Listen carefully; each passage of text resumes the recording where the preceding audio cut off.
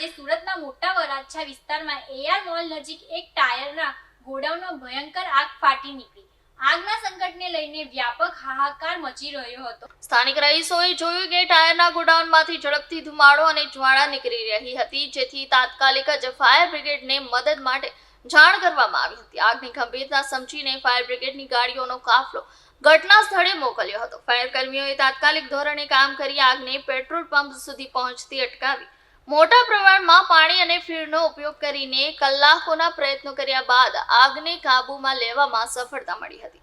આગના કારણે લાખોનું નુકસાન થયાનો અંદાજ આંકવામાં આવી રહ્યો છે। સજાગ રહેલા ફાયર ફાઇટરોને કારણે નજીકના પેટ્રોલ પંપ અને આસપાસના વિસ્તારોમાં વધુ નુકસાન થતું અટકાવી શકાયું છે। પોલીસ તથા અગ્નિશામક અધિકારીઓ આ બાબતે વિગતવાર તપાસ કરી રહ્યા છે।